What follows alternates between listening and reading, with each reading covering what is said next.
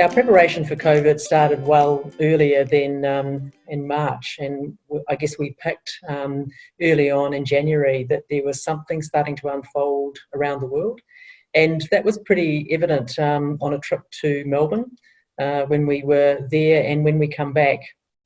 The airport had a lot of people with face masks, and I guess there was a real sense that there was something starting to unfold. Just on the back of that, we pulled together our chief execs, our board chair and chair of our audit and risk committee, and our second tier senior leaders, because we felt there was something really significant starting to actually happen, and we knew that we needed to actually start to prepare. So, so in February, we started looking at how do we deploy, over 1,200 staff to work from home. How do we actually take care of thousands of people that we support every day? So part of our preparation was to actually look at how do we keep people safe? How do we keep people alive? How do we communicate with people? How do we actually provide resources to our staff to be able to work from home? So that was the planning that we actually did early on. And I think that really put us in a really strong position as you actually kind of fast forward the announcements around the COVID coronavirus was starting to actually take a hold around the world, and in particular here in New Zealand. So when lockdown happened, we'd already deployed 10 days prior to the announcement of lockdown, people working from home. So we were, on the one hand, we were actually quite prepared, but I don't think we were ever as prepared for what was going to come next, really, just the logistics of that. As chief execs, we talked every day, and we did that week on, just to make sure that we were, able to actually respond to whatever was actually happening. So, I mean, we obtained cell phones, we put data into phones, we were doing doorstep support, we were really critically looking at all of the information that we actually had from a service point of view around how do we actually support people in a way that makes them feel connected, keeps them connected, and then we, I guess, also started to leverage some of our innovation as well. And so we did some things around Here to Help You, which was an online. I think you've probably seen some of that. And here in the Waikato, there was we worked in a coordinated way with a whole range of non-government organisations to ensure that we get food to the most vulnerable people in the community. And in a number of weeks, there was over 30,000 meals actually delivered to community. And one of the great things about that was a much more joined up, collective community kind of response. So some of those things I think have been really fantastic in terms of, as a community, how we've come together to respond. I think the opportunity for us also in going forward is to look at how we can respond to those without shelter, or those that are actually in pretty poor conditions in terms of housing. And I mean, I would love to think that, New Zealand, whilst we're, the first to be where we are, or one of the first countries to be where we are in terms of our COVID response, let's be one of the first countries to be where we need to be around homelessness. We can do so much more, and I think we've proven that over the last few weeks. We have, as a community, we've deeply cared about some of our most vulnerable people. We've put people and supported people into motels, which, for people now, we're seeing some fantastic things happen as a result of people having shelter. And it's unsurprisingly that if people have really good conditions and have got a safe place to live, then life does start to actually take a different course of travel. So I do think that, we should be thinking about building on the fact that we have responded to some of our most vulnerable populations in a way that we cannot walk away from. We know that people living rough and living on the street actually costs money. So why wouldn't we actually look to house people and keep people housed? I think some of the other big challenges for us is we need to build more houses. we simply don't have enough housing supply. So I do think that we need to look at some of the more innovative ways that we do that. If we're going to have growing unemployment, and we potentially will see some impacts around that, link employment to building houses. Link up some of these kind of, some of the social issues and some of the economic issues together. And, let's start looking somewhere up north, where we've actually got high rates of unemployment, and we've also got some significant communities where housing is just not where it needs to be. So I think there's lots of really great opportunities that are before us right now. And what I hope we don't do is get back to regress back to how we have operated in the past, where we'll give us a paper on that, and then we'll consider that paper, and then we'll make a decision, as opposed to remove the red tape. Let's do what matters. Let's house people. Let's build more houses.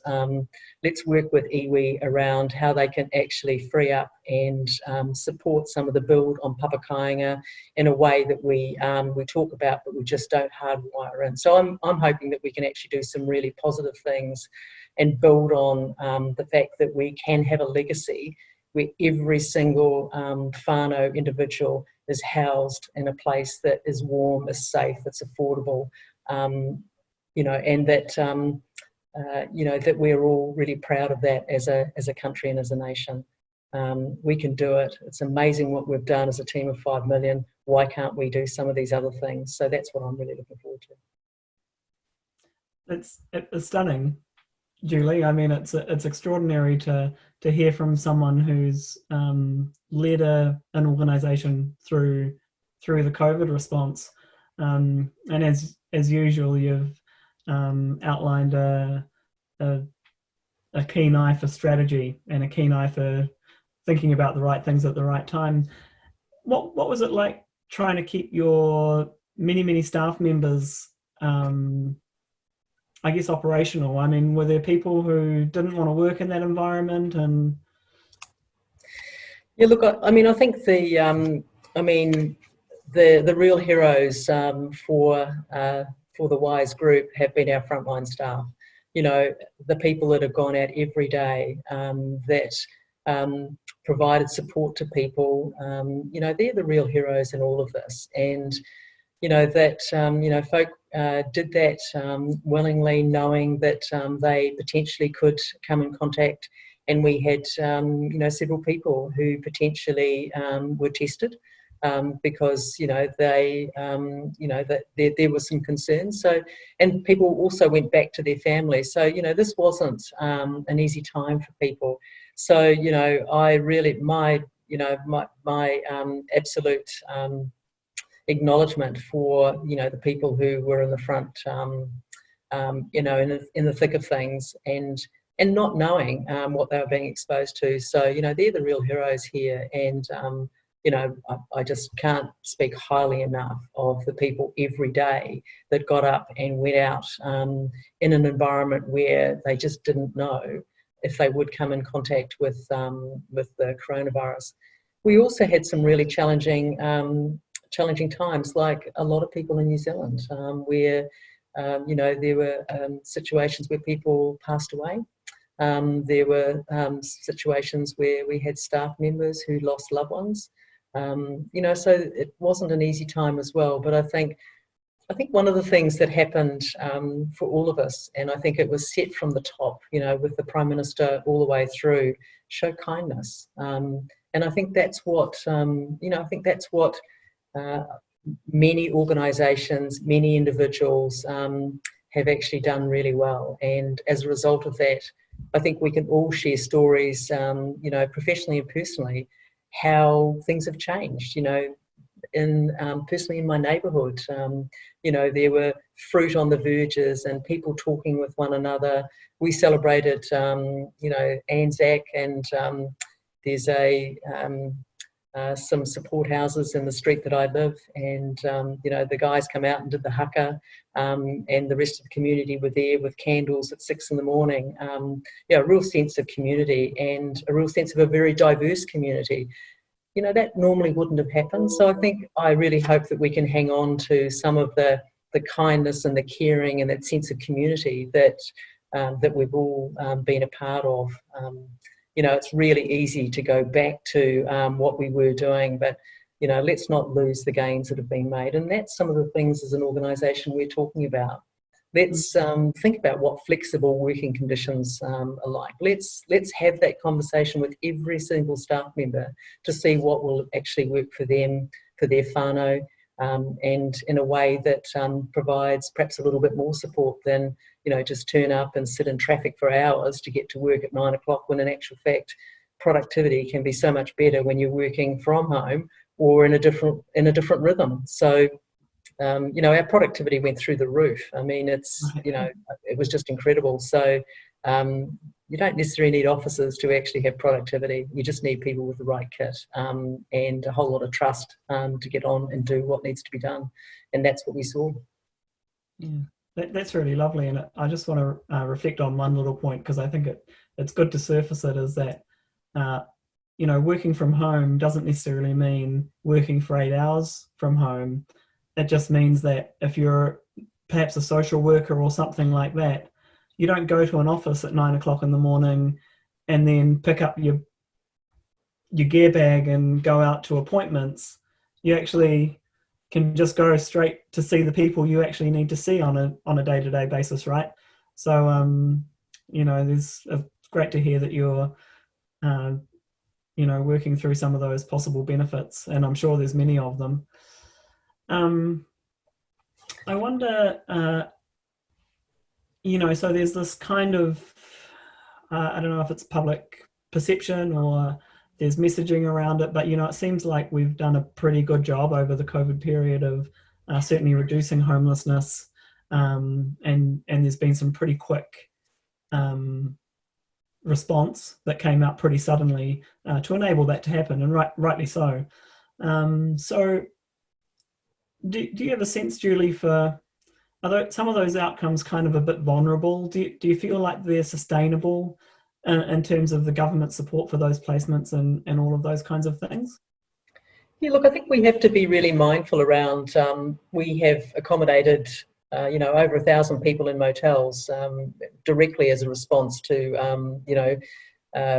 ensuring that people had a safe place. And that's been during the COVID response, you've placed that many people? Yeah, there'd be about 1,000 people, I think, through a lot of the organisations throughout Aotearoa that have actually responded to 22 odd motels, I think, and many organisations from the tip of the north right through. So I think that it's really important that we actually look at the immediate crisis response was to keep people alive, get people off the street, and get people safe. Now, I think we've done a tremendous job at being able to do that. The hard work now starts around where do people actually move to from here. And I think we need to make sure that the next part of the equation is, what does recovery look like? So what does, permanent housing look like? And for some people, we might need to really think about what's the housing continuum that will actually be more appropriate for some people. But for a whole lot of other people, we now need to start thinking about, where to from here. So living in a motel is not the job is done. We have responded to support people off the street. Now we need to look at what's the next part of that chapter. So we do need to think a little bit about, what does a build program look like? Let's make sure that we've got good resourcing going into the community housing sector, making sure that we're actually either building more houses or that Kaianga Ora are doing their bit, making sure that we just, continually push the issue of supply. And I don't think that we should be looking to one agency more than another. I think we need to make sure that we provide good capital and good access to that in the community housing sector, as well as Kaianga Ora, because we can actually kind of build together a really good response. I think we also need to make sure that there's a whole lot of other people in an emergency situation through MSD that are sitting in motels as well, and there's a lot of children caught up in that housing situation. And again, we need to get on top of this, Brennan. I'm really worried that we've got young children in motels that have been there for a very long period of time. That is not conducive to good living and connected to communities and connected to schools. So we need to really get on top of that. So again, some of the solutions and some of what the future is around is having a really strong building program that just builds more houses, and not just any type of houses. Let's connect with communities and say what's the housing type that really works, to ensure that we actually build something that's future fit, as opposed to some of the ticky-tacky stuff that we put up and then in 2 years' time we go, what were we thinking? And so in a sense I get a sense from that there's a kind of a need to double down on what we're investing in the recovery, having invested a lot during COVID in bolstering the financial system and bolstering wages and incomes. Perhaps there's a sense that there's a need to almost redouble our efforts in financial investment into some of these things, because this seems like the right time to do it. Yeah.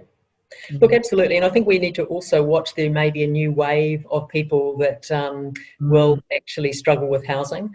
If we see significant job losses, which is something that we are seeing in some sectors, this will have some cause, this will have some ripple effect. So we do need to make sure we've got the right policy settings to ensure that people are not going to be tipped out of their current housing, or find that they haven't got the financial means to be able to actually make ends meet. So we need to make sure that we don't see a further migration of people into housing deprivation or needing state intervention. So we need to think a little bit about some of the policy settings there.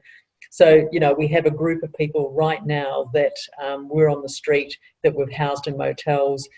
Let's get a plan around that. Let's work in a much more joined up way as a sector to ensure that we can actually respond to the needs in a much more permanent way. But let's not take our eye off the ball around there could be a whole lot of other people fall into a housing crisis because they've lost their primary income, or they've lost an income coming into that house. So I think those things are going to be really important, and we will see perhaps potentially some people that have never had to reach out for that level of support. So I think that will be another area that we need to actually watch and have some responses ready to move on. And as kind of I intimated earlier, it's great to hear you thinking strategically ahead for that kind of issue, which I think globally the evidence is housing instability and tenure insecurity is going to be increasing for a little while. And as you say, I think importantly for our minds and the way we think about that, it's actually for a cohort who won't have been accustomed to asking for help in their lives, or maybe for a very long time. So really great to hear you surface that, Julie. So listen, we've got a few more minutes. I did want to ask you a couple of questions. So I'll ask you one more question, and then I'll challenge you with what I've been challenging everyone with, which is just to come back at me with a sort of 90-second pithy statement of what your vision for New Zealand is. But just before we get to that, I wondered if, and you're a political magician, Julie, and a very experienced advocate, so I'll leave it to you whether you actually answer this question or not. But this whole idea of the joined upness, the joined up agencies, and it being easier for service providers to navigate the system or whatever that looks like. And I don't want this, I'm not asking you about the sector because I think it's more complex for the sector to join up between itself, but how do you feel that agencies of government are going in terms of a coordinated approach and it being clear to someone in your position where to go to for a certain thing? Look, it's always really tricky sometimes to actually kind of know exactly where you. It's a bit of a maze sometimes. Where do you actually need to go? Look, one of the things that I think has been a real standout for me has been there has been some leaders within respective organisations who have just rolled up their sleeves and got on with things. And that's sometimes not about an organisation; it's about an individual. And I think that's part of what I have really. Noticed in many of the ministries is just some of those folk that roll up their sleeves, they get stuck in, and you can get on the phone and ring and talk to them and say, look, actually, I'm really worried about this, or have we thought about this, or we've got a problem here, what are we going to do? And I think that there has been, I certainly have felt that there has been some really go-to people in all of that. And they may not sometimes necessarily have been the people who've been have had the title or the position that has had the responsibility and the authority, but nevertheless, I think there has been some of those folk that have been able to get to those people who have and be able to make some decisions. I think part of what I've really seen has been a willingness to do things differently, and part of our group's interest in putting the press pause together was to say, look, if you got rid of some of this red tape and bureaucracy, you could move with an agility that would mean that we could get stuff done, and we could get a whole lot of stuff done, because we just wouldn't be doing this mindless stuff that didn't actually make a blind bit of difference, really. It might have ticked a few boxes for you, ministries, but it did nothing to actually, make a positive difference for the end user at the end of the day. So I think some of that stuff has been, for us, highly, don't regress and go back to doing what you've always done, because actually it didn't damn work then, and it's not going to work in going forward. So let's keep the momentum going. But I do worry that it might be easy to go back to regress to what we were doing as opposed to reset. But in saying that, I'm really encouraged by a lot of conversations that I'm having with people around, look, yeah, why don't we look at doing this differently? So I think there is a growing, because there was a bit of a levelling, actually. It didn't really matter what your position was, or look, at the end of the day, we needed to work together to actually respond to some of the most vulnerable folk that we all are here and deeply care about. So let's just get on with it. So I think there was a bit of a common rally to get things moving, and I think some of those people are feeling that, look, we've been able to do some really good stuff. Why not? Let's keep talking about not losing sight of that. So yeah, I think some of the ministries have been, the lights have just gone out here, but yeah, look, I think some of the ministries have actually been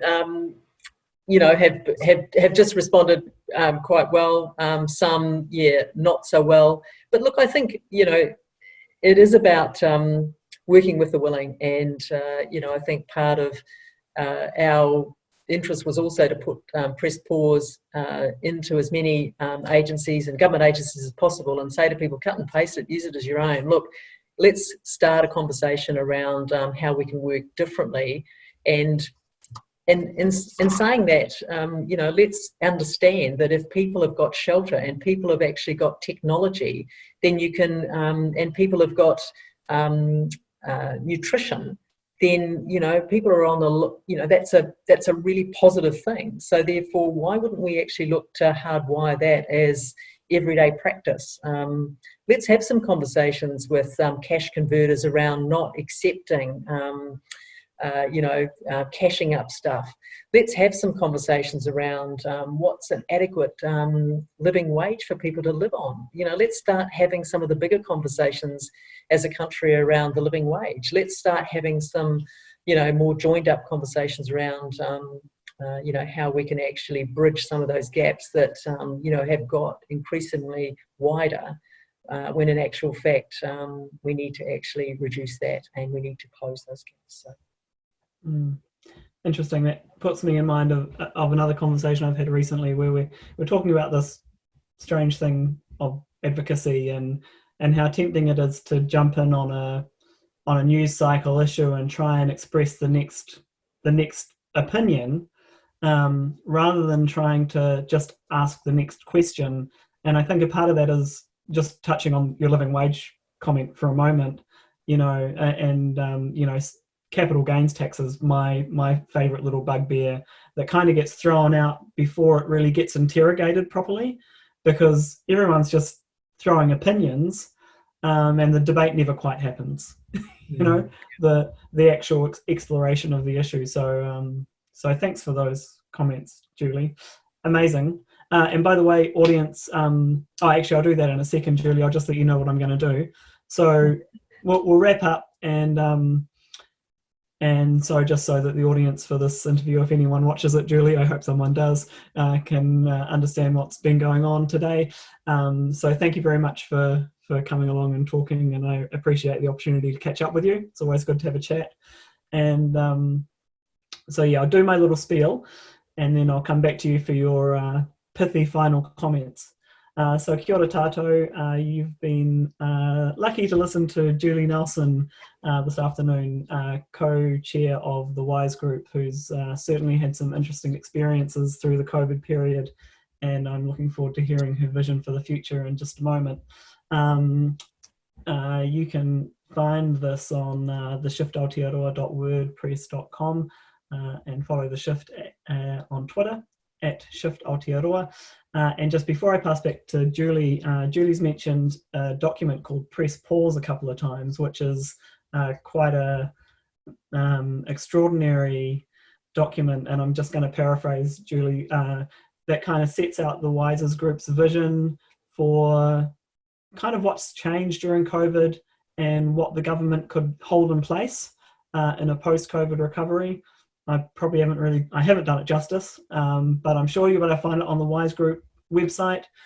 And I encourage you to look it up. It's a really great piece of thinking about the impact of COVID and how we can hold on to some of the great benefits it's brought to us. So, Julie, back to you. Here's an opportunity for you to let our audience know what your vision for New Zealand is in a housing space, or maybe just in a post-COVID space. I don't mind. Yeah, look, it's a pretty big question, actually. Look, I think a team of 5 million have done really well with our response to COVID-19. I believe that same team of 5 million can end homelessness in this country right now and forever. And this is an opportunity that we all have in a lifetime. And I think part of what COVID has taught me, this is a lifetime to actually do what matters. And what matters is that every single person, every single whānau must actually have a home, a place that they can put their pictures up on the wall, a place that they can actually share that laughter, a place that they can also share some of that sadness, but it's a place to call home. We can do this, and I look forward to New Zealand being celebrated as we are right now around the world about a country that cared deeply and ended homelessness now and forever in this country. Awesome. Kia ora, Julie. What a beautiful way to end our kōrero. Thanks again for joining us. I'm going to stop the recording, and you can stay on for a quick debrief if you like. Okay, great. Thanks so much for your time.